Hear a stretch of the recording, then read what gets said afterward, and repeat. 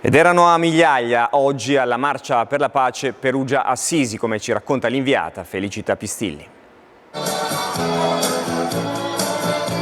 Dobbiamo prendere il bandierone della pace che è qui. La bandiera della pace sventola qui alla Marcia Perugia-Assisi, ha sventolato la prima volta 61 anni fa.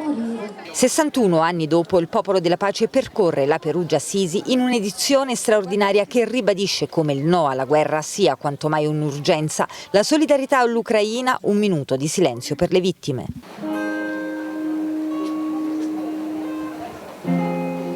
Abbiamo bisogno di cambiare strada, abbiamo bisogno di togliere la parola alle armi e ridarla alla politica. La pace si costruisce come tanti costruiscono la guerra, in primis come ci comportiamo con gli altri.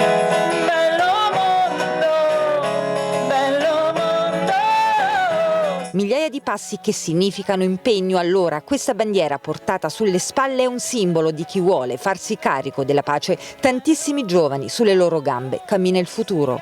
Questa guerra ci ricorda che la prima cosa che dobbiamo fare noi, un conflitto nostro, il conflitto delle nostre coscienze. Dopo 23 chilometri la marcia arriva alla Basilica di San Francesco.